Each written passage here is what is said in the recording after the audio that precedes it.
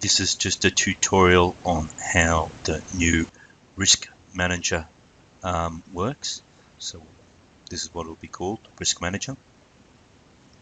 And basically at the end of the day, it's for corporate risks and overall risk rating. So you'll have add risk up the top. It'll have these fields. They'll be able to enter a risk title, then a sub-risk. These will be preloaded, these 5 categories: strategic risk, compliance risk, operational, financial, and reputational. If I select strategic, that is the subcategories of the strategic risk. If I set compliance, they're the subcategories of compliance. If I select operational, they're the subcategories of operational. If I select financial, they're the subcategories of financial. If I select reputational, they're the subcategories of reputational. But all these fields will have these where you can add a new category or take out a category type, just like the incident form in the current system. So these are really important because people can add their own categories and subcategories, as well as this will pick up the sites and it'll pick up the sub-sites. Right, so they can add different sites in there if they wanted to, but it won't really matter. It doesn't do much in the system, but at the moment that'll pick up the sub-sites in the system. They can put their risk description here. So this is the big feature, the matrix. They can select this matrix. So at the moment that looks ugly matrix because I've just selected that. Let me just select strategic. So this is the preloaded matrix, a 5x5 matrix with these things there, which I'll supply to you. When you click on it, it puts it here. So that matrix changes depending on what category that is selected. And the reason how that is done, I can go edit matrix and it opens up that matrix. So let me select another one here. It brings up this button. If I've changed it and said, oh, I want this to be set as default, but I don't want to set this as the default matrix, it should actually always have set default matrix, which should go back to the 5x5, not this one here or whatever it may be. You could have that set as, that might have to change a little bit. I still wanted to bring up the original one, but then they can also set one as their default if they want for all categories that they actually entered. But the big thing is they can actually have a category, but they can go edit matrix, and then they can actually change that into text or into words. They can even change the color here. They can change the names of the titles here. All these titles, everything can be changed, so they can create their own matrix, which is a huge feature.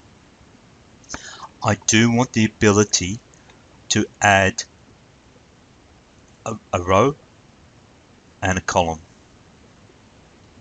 So if we have that feature where it's add column, or these ones might have a minus sign here, where minus, deactivate, so maybe just one because you don't want to go less than 4x4. So so you're looking at, it might be that one's you can change it to 4x4, but you can add a column and add a row, and then that person can actually move around and change this matrix any way they want when they select edit, only in the edit mode. Then they save that matrix. So they could, if they wanted to, change that to a 10x10, and not only that, add kind of fields up, rows up here where they can actually add more kind of risks and so forth. But at the moment it's pretty good. People love it as it is, but having those extra rows, adding rows and adding columns would be the deal breaker. Everyone would take this thing. So you can save that. So we'll go back to the matrix itself. let's just select edit this one. So you edit it, it comes back here, then you can come back here and you can select it. And even if you've changed it, it even changes it to that item there. You've got, these are preloaded, acceptable and non-acceptable, but you can again add or subtract. Who is assessed by, picks up the employees in the register. These are the preloaded risk responses. So, but you're looking that you can add or subtract again. You got control type. So basically, it'd be automated, manual, risk control, semi-automated as the preloaded ones. But again, you can add and subtract. It needs improvement. These are preloaded, defective, needs improvement, needs modification, ineffective. You can select that. Report date, reported by, risk owner. This is just picking up all the employee fields. And again, this is picking up all the employee fields as well, where they can take them over to the people responsible. So it, do you want to make this form public? It's not needed. Yeah, you could actually. This will create a QR code, and they can fill in that risk assessment out in site. Yep. So still have that feature there. And yes, same thing there. And yes, they can upload a document and add more if they wanted to. All right. So once that's done there, goes into the system. Here, the risk register as orange. These are the categories up the top here. So edit, view, deactivate. So, but if I actually hit that plus sign, it actually opens up a control register. But these are all controls only for weather, not all those other risks. There was two other risks other than weather there. It's not all their control measures. This is solely just for that one risk of weather. I can go add new risk. You would have the risk details that was here previously of what they did in that first step, and all the risk rating and all that kind of stuff. So it's picked up that. So even if text or words or types, anything that you're actually creating that matrix, it'll put there. So it puts all of the people who are responsible. So I've got title there. Now you got control title. So this is this individual control member's title, and then they can select type of control. Again, they can add or subtract. Control category, you can add or subtract. There's another two fields that need to come underneath here. One, activities, it picks up your activity register. One, plant and equipment, picks up your plant and equipment register. One, which is it'll be chemicals, it'll pick up your chemical register. So those three categories need to be in there as fields as well, and that's picking up those other registers inside the system. So I'll show you what's going to happen in that section as well. They can enter the control description.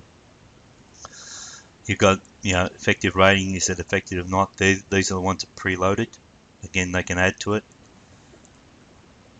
So this picking up the employees, contractors. This is the original risk rating when they first entered that risk of weather. So picking up the employees again. This is the new risk rating if I implement this control measure for this risk.